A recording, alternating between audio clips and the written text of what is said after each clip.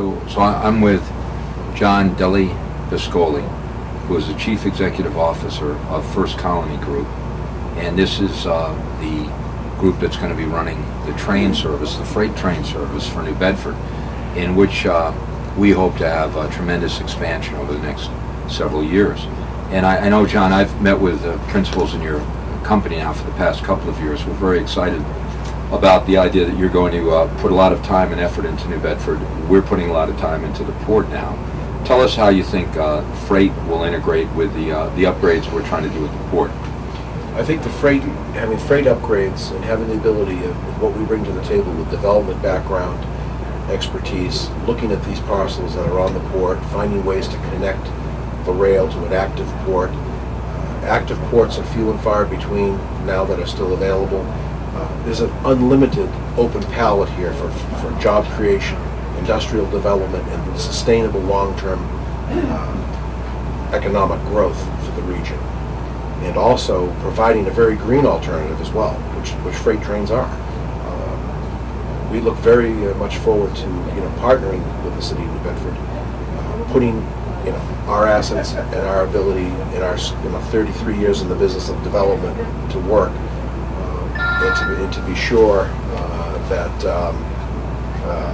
that would work well for the city, and finding out what the city also wants to see and working together in harmony. I think the freight railroad opens up New Bedford to this city has been one of the most, and I think still remains one of the most important cities from a commercial standpoint and from a tourism standpoint. I think totally undiscovered, and even though I've discovered it, a lot of folks haven't, and I think that the railroad can also play a role there. Well, John, the interesting thing is we're working very hard on this waterway highway, which is known as the American Maritime Highway, short sea shipping. And we're about to build a facility that will allow for New Bedford to be one of the terminals. Explain when someone leaves Jacksonville or leaves Cocoa Beach area, comes up Cape Canaveral, comes up that water highway to New Bedford, how the railroad would intermeddle with that. Well, the railroad can also take those products that are being barged up. They can be intermodally placed on the train. In some cases, vice versa. Trains can bring goods in from Canada, use this port, and load them on barges to get them, so they can be both directions. Having the train directly on the pier is hugely important. As you know, that Boston's train service in the pier has been cut off, and with all the construction and so on. And here we have an opportunity with an active deep water port, commercially based. A lot of businesses that you have right here now could benefit from rail. There's huge seafood processing business, both incoming and outgoing. Today we have these cars, you can see this boxcar right here, these modern, what they call cryogenic cars, that actually are these modern ways of refreezing and refrigerating cars that are much more reliable than the former, what they call reefer cars. Right. So there's many new possibilities, many doors to knock on, many properties that are underutilized, unutilized, laying there, and a lot of active properties. All could benefit from freight rail, and we intend to look at, not leave any stone unturned, and to work closely with your office and with these property owners and business owners to see what freight rail could do for them. Even people that don't have freight rail, in other words, direct access to the freight rail, we have a complete transloading and logistics program too, which is we're able to bring trains in, unload, have a trucker partner, so the train comes 99% of the way to your doorstep. We take it with a truck and can provide a seamless price to deliver that by truck to your door, even though that actually was delivered by a train. But you get the benefit of that freight rail component. We know how to do all that, in that logistics. We have all that capacity. We have more marketing people here today working on the various railroads that I'm involved with, and that Chris Patersky, who had to leave early, he sends his regards. He was here a few moments ago. He's the active president who actually is running the day-to-day operations. We have more marketing people on the ground. We have 4 that CSX had in all of the wind group. So you can see that we're only working on these small short line railroads, because they look at the we're right here. We're on the ground. We're looking at, we're local.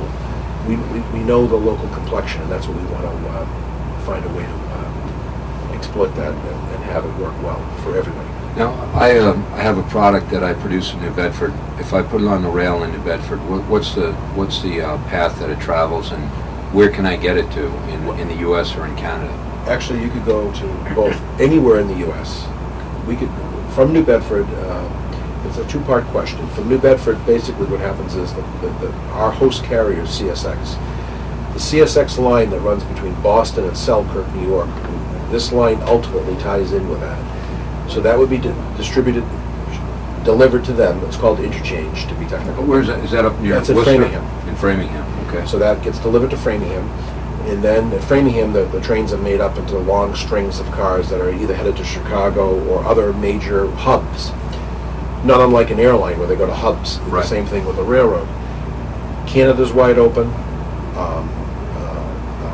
Mexico's wide open. All direct by rail, of course, all of the United States. Plus, the port of Long Beach, which means we could take an intermodal container. We could actually take an intermodal container on somebody who's not on rail, place it on a rail car. So scallops. Right, they'll be placed on a rail car, shipped to Long Beach, California by rail on a refrigerated rail car. Even Right. even intermodal they make those too. Quick frozen, kept Quick frozen, right, stays frozen, to Long gets on Beach. all the way out and go to China or the Far East or Japan or anywhere. Or vice versa. Or vice versa, correct. Now, do you, I know down here we're looking at single track, and single track as it stands right now will be used both for freight and for passenger. Is there going to be any conflict with that, or do you computerize this so everyone has their slotted time? Well, basically the way it works is when you have a passenger train overlapping on top of the freight business, you have allotted times of when that activity can take place. Typically, the passenger service is during the day, and the freight service, and if it's very heavy passengers, there's a big movement in the morning and a big movement in the evening.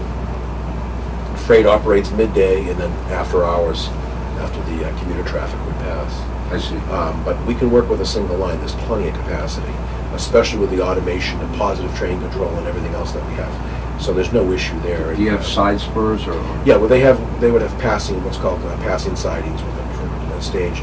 And what we would do here is we'd get all the trains prepared and blocked, they call it. And then when that train is ready to leave, the cars that are being loaded that are outbounds or empties, or some loads, hopefully, get shipped up.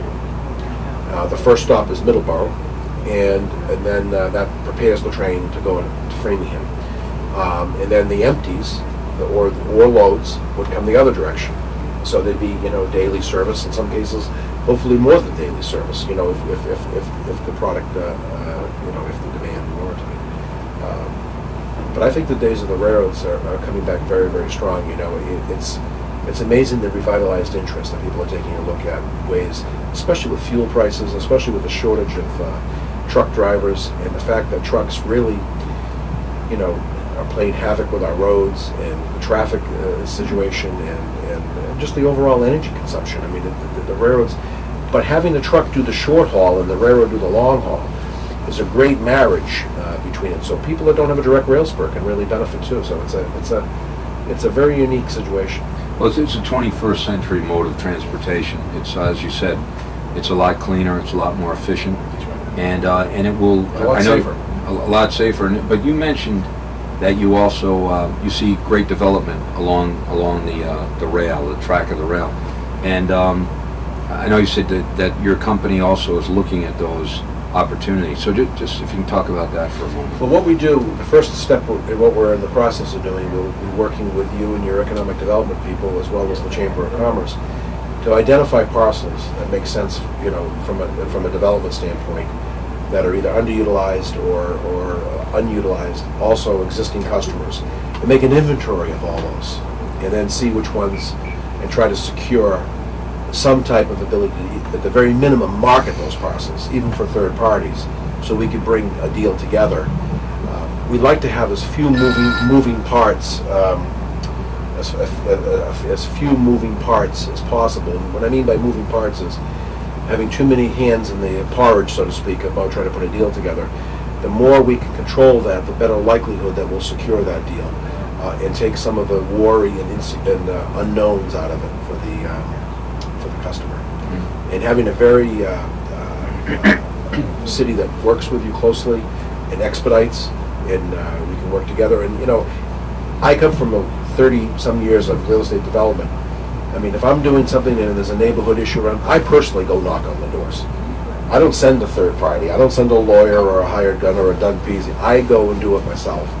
And I think it's very important that people know this. And that's what you get with a local company. You get that hands-on, local touch, and people love that, you know, and they feel there's somebody they can call. Now, I'm not going to say to you, you can make everybody happy on everything. You know that's impossible being in your position, but we certainly want to do what's right, and we want to do, and we also want to spur job growth, and we want to build our business. We want to build carloads on this railroad.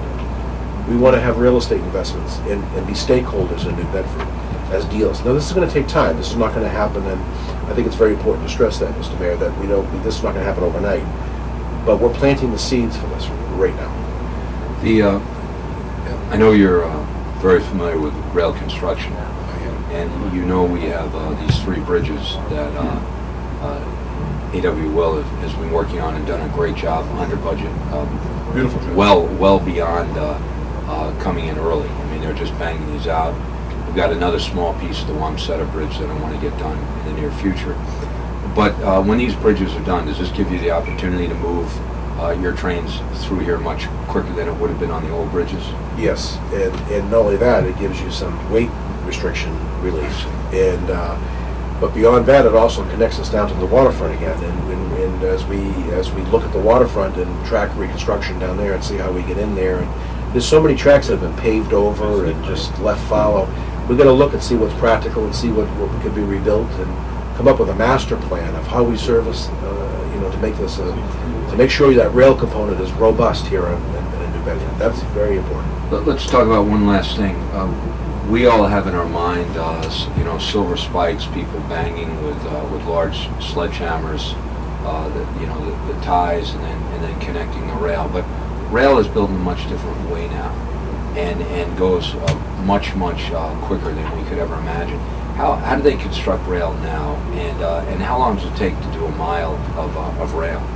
Well, that really depends what's involved that mile, how many switches and how many other appurtenances that may be attached to the track. But everything is automated today. Now, the nice thing about Cape Rail and the Cape Rail companies and the First Colony companies, we own 75 pieces of heavy equipment, plus at least another 50 pieces of rail equipment, all automated equipment to do all this work, automated. And we're actually performing the rail work. We're a sub to Will. So we're working with Will on the rail work. So we'll be doing a lot of the rail work. So we own all that, and I'm a big believer in having everything available. A lot of people disagree with this theory, but we have, as an example, I have 5 large excavators. They're not always working every day on my particular jobs because I do both rail and non-rail related development. But I want to know what's there. And when it's available, and we use that equipment to build our own equity and our own deals, and that's what we do here. We bring our machines in, we work it, and so we can build a switch more economically, and we can do things. We'll relay track, take a piece of track that's out of service, and for whatever reason not going to be back in service. We take that, salvage that, and relay it to a new customer, and do it economically. Some of the bigger railroads, they charge $500,000 just to put one switch in. I mean, we're going to find ways to recycle everything and get these customers online and get them shipping cars and do it economically and give them value. That's what we want to bring to the table. So the first thing you have to do, obviously, assuming you have all your permits, is a rail bed. How do you build a rail bed? Well, the rail bed is first subgraded and with either structural fill or structural gravel, depending on what it is, and that's all geotechnical. It's called geotech to a certain compaction level. And then once that subgrade is established, then the ties are actually put on the subgrade, and then the ballast is dumped on this rail, and then the rail is actually lifted, and the ballast falls through the cribs, which are the ties, and basically vibrated. It's called tamping into place and surfaced.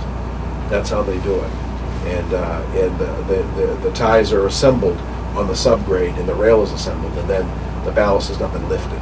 That's how it's done. Now, if you is this all continuously welded rail now? This is all the new rail here will be welded rail. And what that means is it comes out of the belly of a of a rail laying car? And it Yes. moves along? Yeah, it comes out of that. And in this case here, they're going to weld it in place because there's no, to do a welded rail train, you have to have an actual railroad existing. To Yeah, drop off right. There's no, this has been ripped out entirely. Right. So what they do is they actually do the welding in place and actually will make it welded.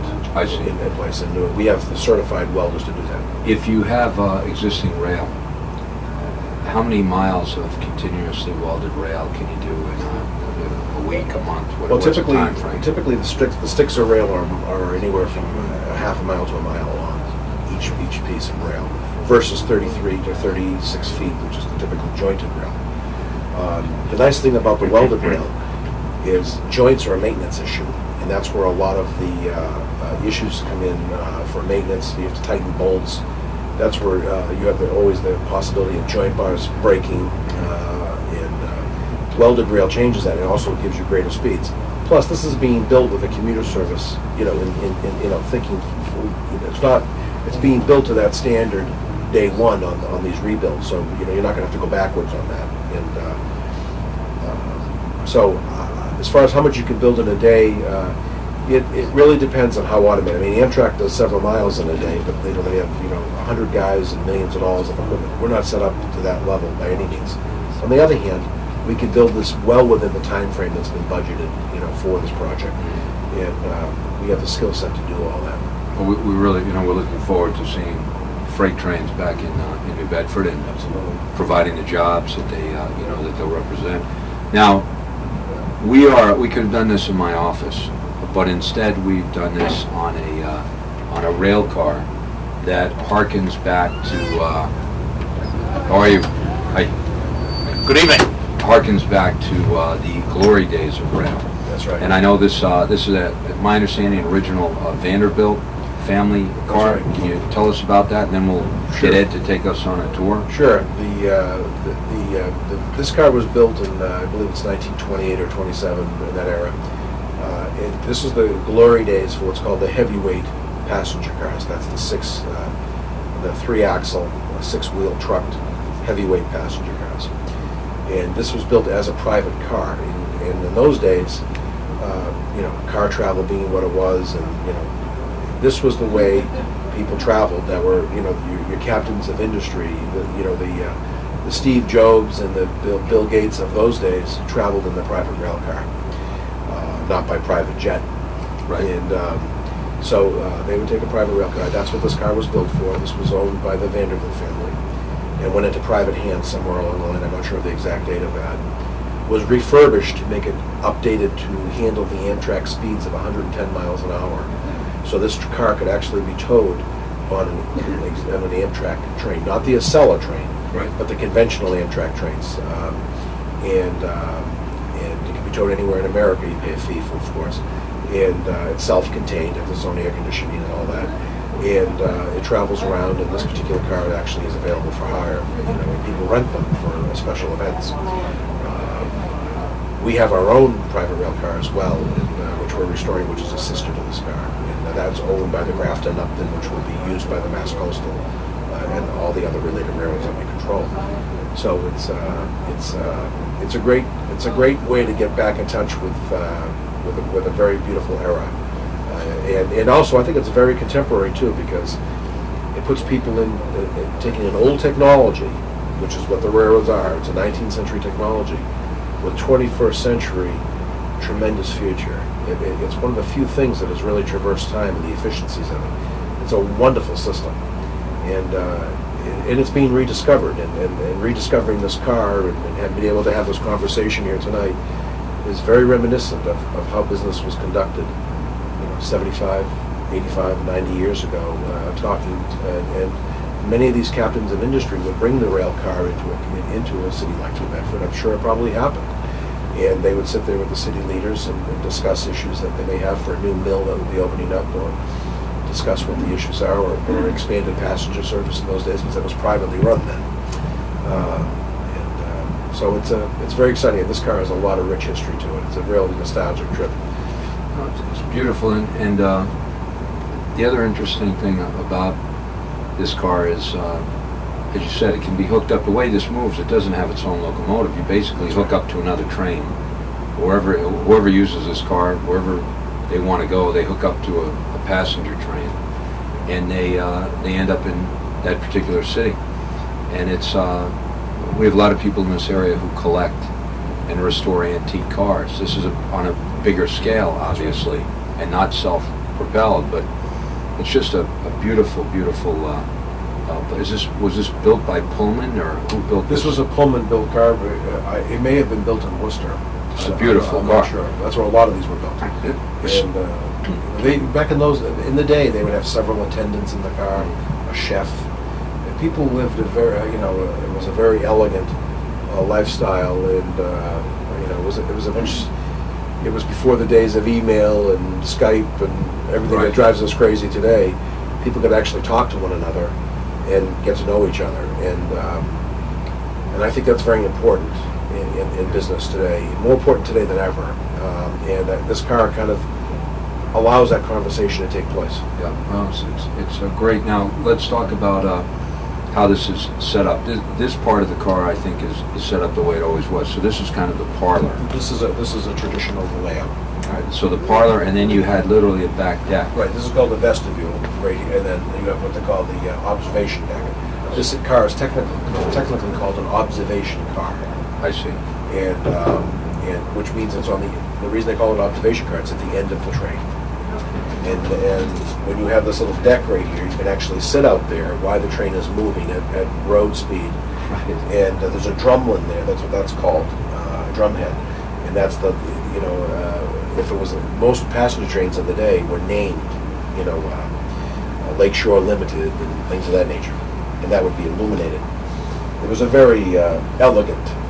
And then as you walk through the car, you walk into private staterooms, private bathrooms, a dining room, a galley, and then folks who maintain the car and serve the car, of the staff areas too. And there's also areas where they would sleep. It was a big production, in the day. So it's a land yacht. Just Exactly, it is, and although they used a lot of it to conduct business on, but they also used it for private travel. I mean, in those days, a lot of people would, take long summer vacations. They'd take their private rail car to Niagara Falls, or they'd take it to the Grand Canyon and out west, or up to British Columbia, and they'd park the car, put it on the side. It's all self-contained. It doesn't need to be hooked up to the locomotive to maintain its utility, and then they would, then be picked up by carriage and maybe go to some famous hotel and then get back on their car because things were slower but this car can actually travel 110 miles an hour. And you indicated that Adlai Stevenson campaigned off of the back of In this car. 1956, that's right. So against Eisenhower, and gave Whistle stop speeches along the way, I would expect. That's right, and that's how things were done in those days. I love seeing that when you get a chance to talk off the back of an observation platform. And back in those days, and even today to some degree, when you look at the train stations where they're located, that was right in the heart of the cities or towns that went through. It was a place for people to gather, and they would pull that in and they would talk and give their speech and their stumping for whatever office they were running for, and people would ask questions, and it was people loved the whole ambiance of the train coming in. So 20 years later, I left Penn Station on the Carter Mondale I'm going to shut this off. campaign train. Yeah. It was not this Pullman car, but it was very similar. And we went for 2 days. First night we stopped in rest overnight in Pittsburgh. Second night we went to, I believe it was Union Station in Chicago. Sure. And first day we had Mondale on the train. Second day we had Carter on the train. They ended up when he became the president and vice president. My job on the train, which was very interesting, was from the back of the porch here. What do you call it? That's the observation deck, up to the engine. And I was with the Democratic National Committee at the time. I was a young kid, myself and a couple other young kids, because we had the ability to get out when the train stopped. I remember it being a little lower than it looks now, because I remember literally as the train was pulling away, we'd hop back up as the train was moving. but it was the candidates would stay here with all the people who were going to appear on the observation deck with them, and they had built a sound system into the train, and we stopped. I remember going through Horseshoe. Horseshoe Curve. Horseshoe Altoona, Curve. Pennsylvania. Exactly, and that's a huge tourist spot. Unbelievable. The whole trip was a trip that changed the way I thought about America. We made about 25 stops. I remember stopping in Mansfield, Ohio. I remember stopping in these little towns, farm towns in Indiana, where the whole town would turn out, just as you said. And there'd be everything from, horse-drawn carriages that people had for the fun of it, to, antique cars, to new cars, to scout troops.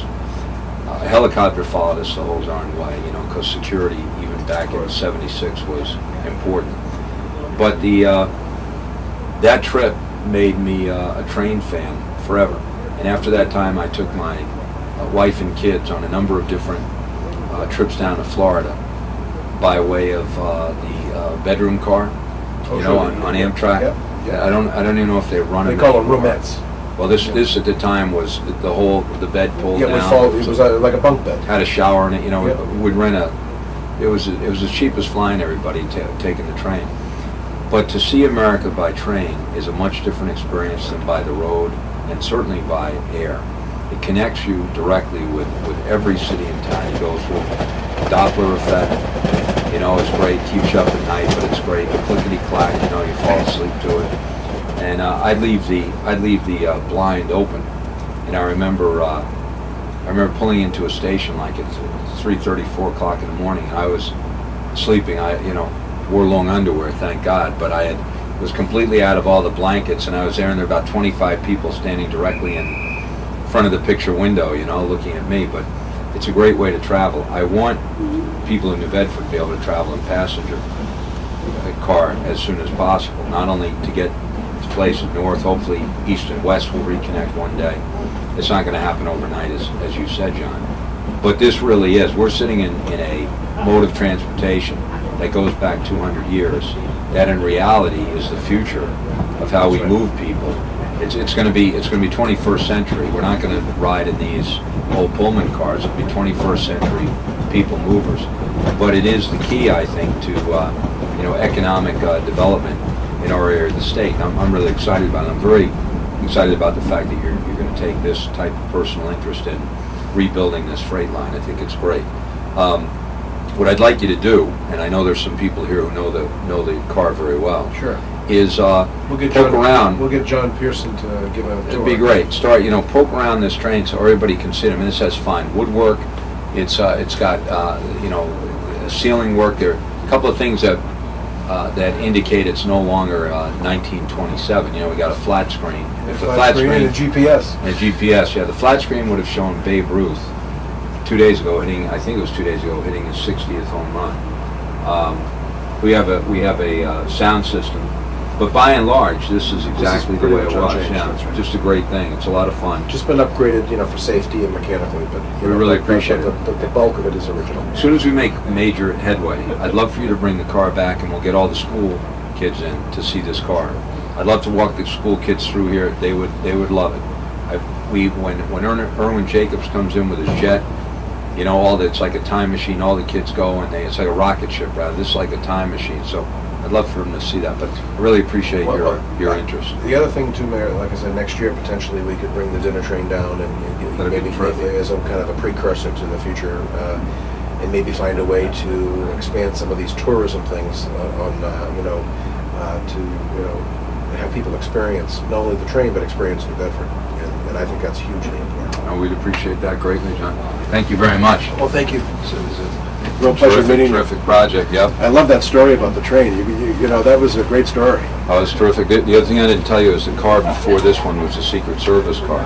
So when you walked through that car, you had guys look like the Untouchables. Everybody had a vest on. Everybody had all kinds of shoulder holsters and stuff. They were on the wall. There were the Stinger missiles, and you walked through. You didn't know if you're going from. It looked like an arm, and it was filled with cigar smoke. You walked through the Secret Service car. Then you came into this unbelievably beautiful car. The Secret Service car obviously was, at the time, a state-of-the-art car that the Secret Service had put together. But it's just part of America, you know. Trains are as American as as a Wild West show, you know. And we got to get them going again. It built America. Here we are at the galley of the New York Central 3 private business car, which was owned by Harold Vanderbilt and served him as a director and officer of the New York Central Railroad. The galley has been modernized for charter travel. It originally would have had a coal stove. It is the same. It would have been the same size as what you see here, and it would have been stainless steel. But some of the modern accoutrements have been added: the dishwasher, a commercial-size refrigerator, and so forth. The car would have been capable of serving 8 to 20 meals per sitting, basically day in and day out for the duration of the trip. Most trips would have been 1 to 2 days, maybe sometimes 3 days in duration.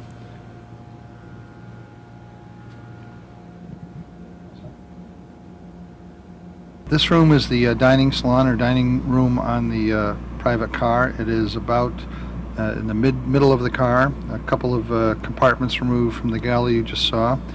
It seats 10 to 12 people comfortably with fine china dining, with food prepared in the galley.